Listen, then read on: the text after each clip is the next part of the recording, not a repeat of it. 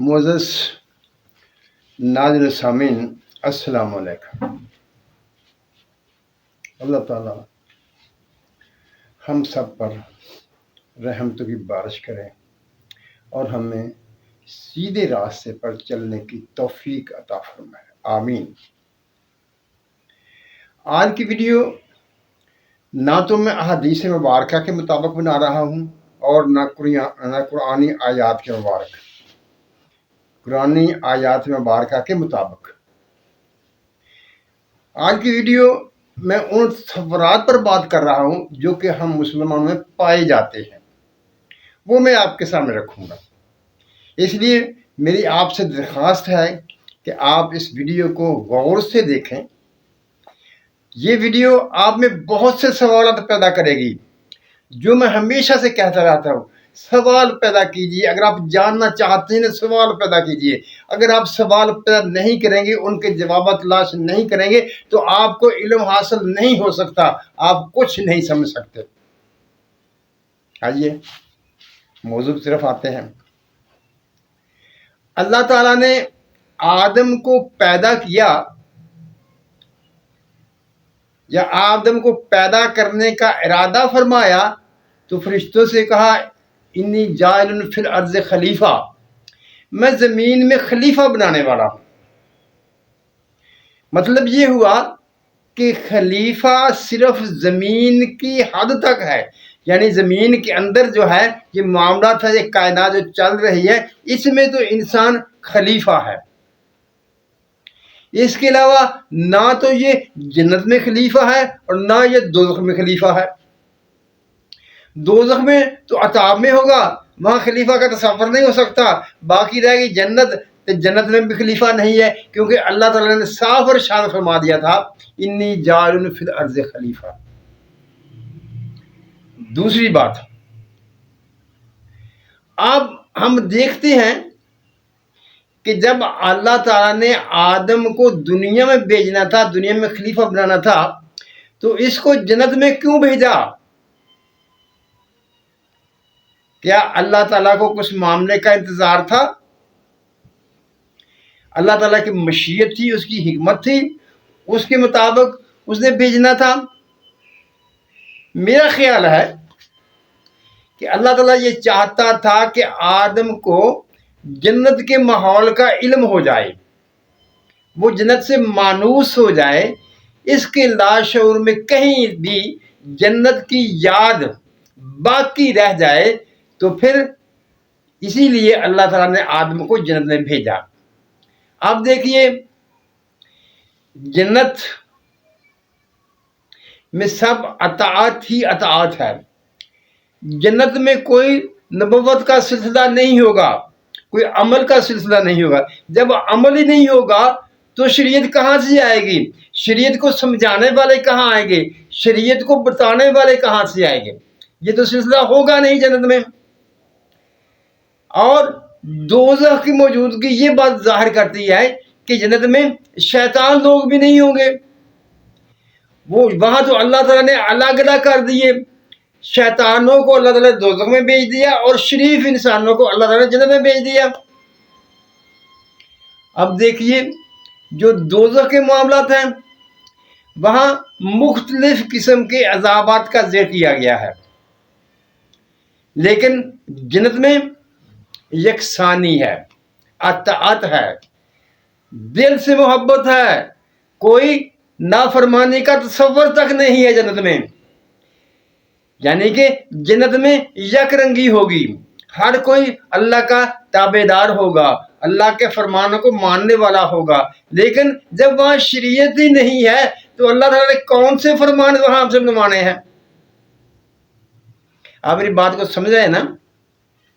یعنی جنت ایک ایسی چیز ہے، وہ دارالعمل نہیں ہے۔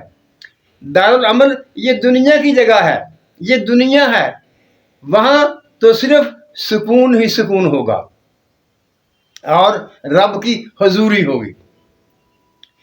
خلیفہ غیر موجودگی میں ہوتا ہے اور موجودگی میں خلیفہ کا کوئی کام نہیں ہوتا، اسی لیے جنت میں کوئی خلافت نہیں ہے، کوئی نبوت نہیں ہے، کوئی رسالت نہیں ہے، ہر کوئی اپنے اپنے مراتب کے ماتحت ہوگا۔ یعنی آپ یہ مجھ سے تقاضا نہ کرنا کہ میں کوئی آیت مبارکہ آپ کے سامنے پیش کروں یا حدیث مبارکہ پیش کروں، جیسا کہ میں نے شروع میں کہا ہے کہ میں کوئی حدیث مبارکہ پیش نہیں کروں گا، کوئی آیات قرآنی پیش نہیں کروں گا، صرف وہی تصور آپ کے سامنے رکھوں گا جو ہم جانتے ہیں، جو ہمیں پایا جاتا ہے، جس کے بارے میں سوچتے ہیں۔ اس کے مقابلے میں دنیا محنت کی جگہ ہے، ہر قسم کے لوگ پائے جاتے ہیں، اچھے بھی لوگ ہیں، گمراہ لوگ بھی ہیں، اور ہمیں پتہ ہے اس چیز کا، ہم جانتے ہیں کہ اگر ہم اچھے کام کریں گے تو اس کا اچھا اجر ملے گا، اگر برے کام کریں گے تو ان کی سزا بھگتنا پڑے گی۔ لیکن اس کے باوجود ایک بات ہے، دنیا میں یک رنگی نہیں ہے، دنیا میں مختلف قسم کے لوگ پائے جاتے ہیں، مختلف قسم کے رنگ پائے جاتے ہیں، مختلف قسم کی سوچ پائی جاتی ہے، جبکہ جنت میں یہ بات نہیں ہے، جنت میں یکساں سوچ ہوگی۔ لیکن دنیا میں مختلف سوچیں ہیں اور ان سوچوں کے مطابق مختلف لوگ مختلف کام کرتے ہیں۔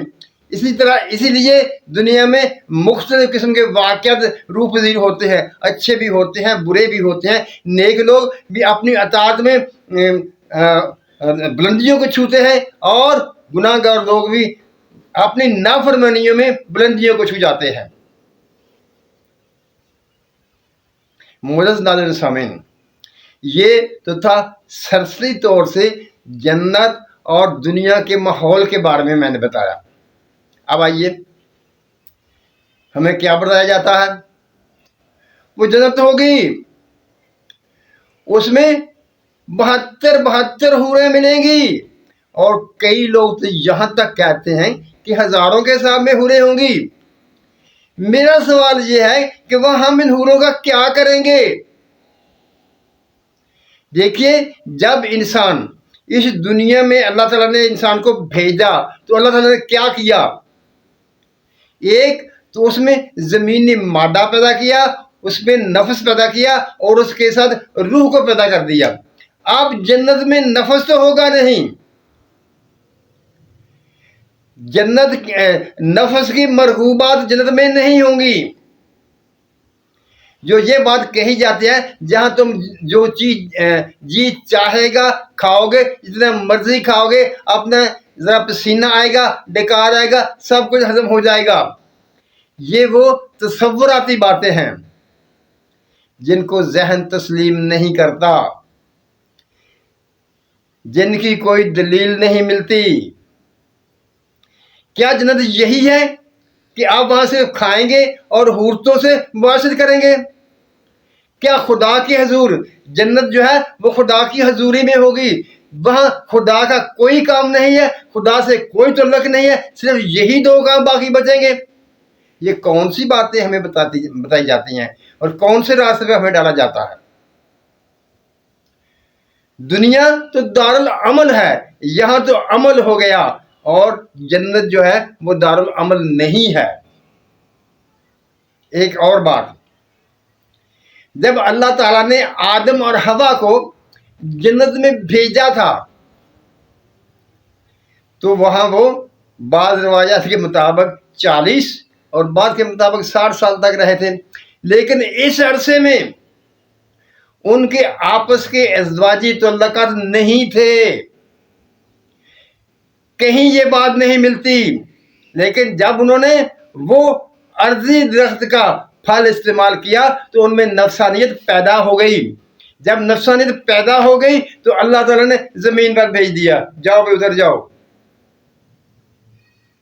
جب وہاں نفسانیت نہیں ہے تو یہ کھانے پینے کا، یہ حوروں کا اتنا جنجال کیا ہے؟ یہ باتیں کرنے کا کیا فائدہ ہے؟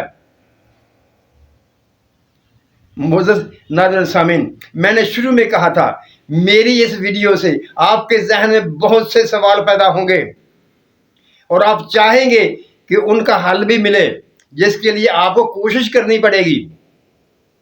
دنیا میں رہنے والا انسان जहाँ मुख्तलिफ जिहतें हैं, मुख्तलिफ रंगीनियाँ हैं, जब ये जन्नत में जाएगा तो क्या होगा? क्या वो इंसान दुनिया के माहौल में जो को रह कर गया है, क्या उसे उसकी याद नहीं आएगी? वो ये नहीं चाहेगा कि यहाँ भी मुख्तलिफ किस्म की रंगीनियाँ हों? हाँ जी, नहीं होगा।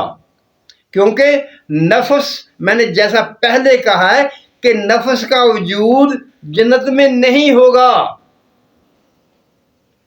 वहां हर तरफ रूहानी माहौल होगा, अल्लाह ताला के दीदार की लज्जतें होंगी, अल्लाह ताला से मोहब्बतें होंगी, अल्लाह ताला की तरफ रजू होगा। लेकिन इस रजू के साथ ये हूरें कहाँ से टपका दी आपने भाई? तो फिर इस कदर जिनकी तादाद ही मुकर्रर नहीं है, जितना किसी का जी चाहता है वो बयान कर देता है। देखो, जन्नत में दो चीजें हैं, हूरें और गिलमान। गिलमान जिन्हें बच्चे कहा जाता है, ऐसे बच्चे जो कि बलूगत से जरा पहले होते हैं, खूबसूरत बच्चे। अब उनका क्या काम है? आपकी खिदमत के लिए है। इसी तरह हूरें भी आपकी खिदमत के लिए है, लेकिन वो बीवियां नहीं होंगी। जो ज़व्वजना का लफ्ज़ है, फिर मेरे मुंह में वो बात कुरान शरीफ की आयत मुबारका की आ गई, लेकिन मैंने जैसा पहले कहा था कि मैं कुरान शरीफ की आयत मुबारका या हदीस मुबारका पेश नहीं करूँगा, लिहाजा मैं इसे छोड़ देता हूँ। मैं सिर्फ ये कह रहा हूँ कि वो जो हूरें, जिनको हूरें कहा जाता है, वो खिदमतगार औरतें होंगी, वो खिदमतगार होंगी। और जब वो खिदमतगार की तारीफ की जाती है कि वो इस तरह खूबसूरत होंगी, तो उसमें वो इंसान जो जन्नत में जाएगा वो कितना खूबसूरत होगा, उसकी अपनी बीवियां कितना खूबसूरत होंगी, अपनी बीवियां होंगी। लेकिन हूरें लौंडियां भी नहीं होंगी, खिदमतगार होंगी, जिस तरह के विल्दान खिदमतगार होंगे। अब रही बात जो शुरू में मैंने पहले उठाई थी कि नफ्स जन्नत में नहीं होगा। जब नफ्स जन्नत में नहीं होगा तो हूरों का क्या करोगे?